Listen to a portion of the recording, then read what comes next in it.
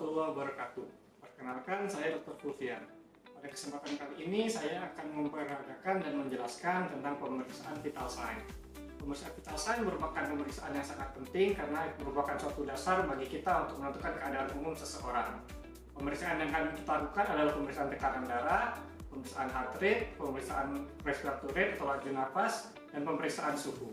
Selamat pagi Pak, perkenalkan saya Dr. Fulvian. Dengan Bapak siapa? Nama saya Pak Erus, umur saya 30 tahun. Ada yang bisa saya bantu Pak? Jadi belakangan ini saya sering merasa agak mudah lelah.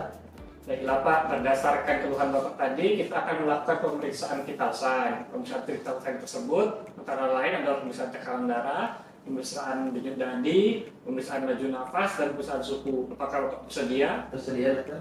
Sebelum kita lakukan pemeriksaan, apakah Bapak ada riwayat merokok, hobi konsumsi kopi, seperti itu Pak? Tidak ada, dokter.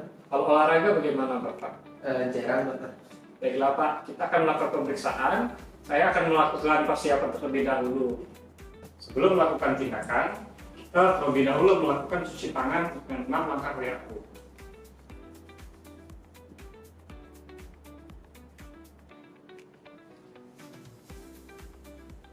Kita menggunakan APD berupa handscoon dan masker.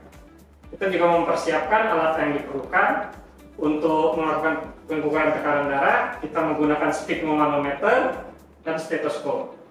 Untuk melakukan pengukuran suhu, kita menggunakan termometer. Lalu untuk alat bantu mengukur nadi dan laju nafas, kita menggunakan jam atau stopwatch. Pemeriksa berada di sisi kanan pasien. Izin Bapak, boleh saya singkap sedikit dengan bajunya?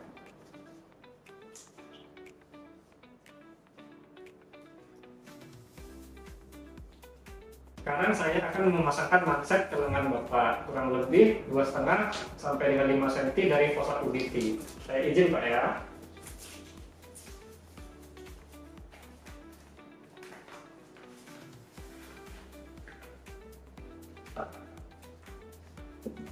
Lalu dipastikan posisi mansetnya sejajar dengan arteri brachialis.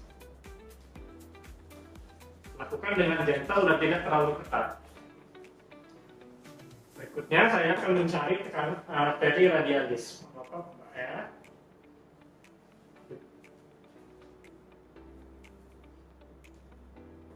Lakukan pemompaan sphygmomanometer sampai denyut arteri radialis menghilang.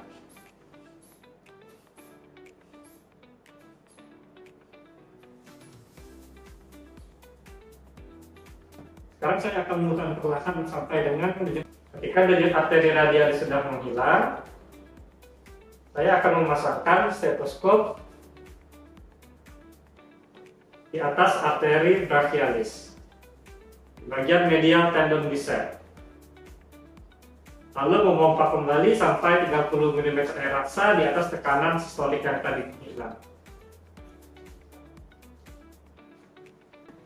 Kemudian dilakukan penurunan secara perlahan sekitar 2-3 mm air raksa per detik. Denyut pertama yang terdengar adalah tekanan sistolik atau Korotkov 1 dan denyut terakhir yang terdengar adalah tekanan diastolik atau Korotkov 5.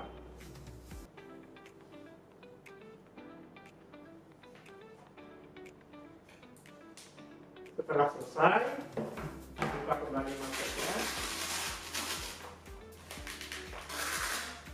Lalu diinterpretasikan hasilnya. Jadi Bapak, hasil tensinya tadi adalah 118/76 mm air raksa. Ini masih termasuk normal Pak ya. Baik Pak, selanjutnya kita akan melakukan pemeriksaan nadi. Bapak lebih nyaman berdiri atau duduk? Duduk saja, dokter. Baiklah, kita akan melakukan pemeriksaan secara duduk. Bapak relax saja, saya boleh melakukan pemeriksaan Pak ya. Pastikan pasien tidak menggunakan jam ataupun perhiasan pada tangannya. Sekarang saya akan memeriksa denyut nadi Bapak di pergelangan tangan bagian dalam, tepatnya di sisi ibu jari atau pada arteri radialis, menggunakan jari telunjuk dan jari tengah saya. Bapak bernapas seperti biasa saja Pak ya. Lalu dilakukan perabaan pada sisi lateral dari lengan bawah. Saya akan menghitung nadi Bapak selama 1 menit.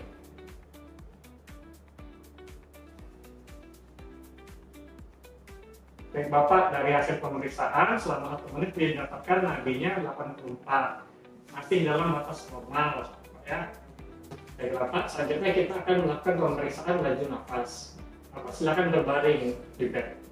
Selanjutnya kita akan melakukan pemeriksaan untuk menilai frekuensi pernapasan.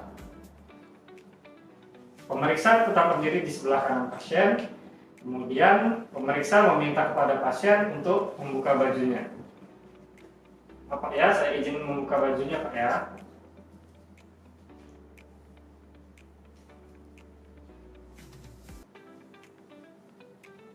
Bapak dalam posisi rileks saja, bernapas seperti biasa Pak ya. Pemeriksa melakukan penilaian pada gerakan dinding dadanya. Pemeriksa juga melihat apakah ada gerakan dari otot napas tambahan seperti sternocleidomastoid. Kemudian pemeriksa menilai laju nafas dalam waktu 1 menit. Bela Bapak, dari hasil pemeriksaan didapatkan laju nafas Bapak 18 kali per menit. Itu masih dalam batas normal ya Pak. Selanjutnya kita akan melakukan pemeriksaan suhu menggunakan termometer. Termometer ini bisa diletakkan di beberapa area tubuh, seperti pada ketiak atau di aksila, bisa juga di oral, di mulut, atau juga bisa di rektal. Pada umumnya kita lakukan di ketiak atau di aksila untuk kenyamanan pasien. Sebelumnya kita pastikan terlebih dahulu daerah aksilanya itu dalam kondisi bersih dan kering. Kita bersihkan terlebih dahulu dan juga kita memastikan bahwa ujung dari termometer kita ini bersih. Kemudian kita kepitkan ujung termometernya di ketiak. Kita tunggu sampai 15 menit.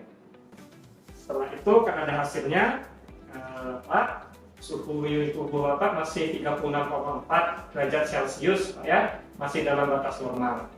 Setelah selesai melakukan pemeriksaan, kita membereskan alat dan melakukan cuci tangan pos prosedural.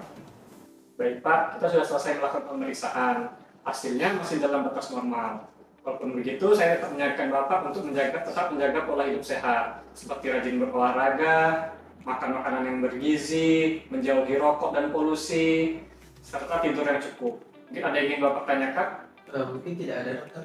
Baiklah Pak, kalau di kemudian hari ada keluhan lain seperti pusing, nyeri dada, atau sesak, Bapak bisa konsultasi lagi Pak ya. Terima kasih dokter.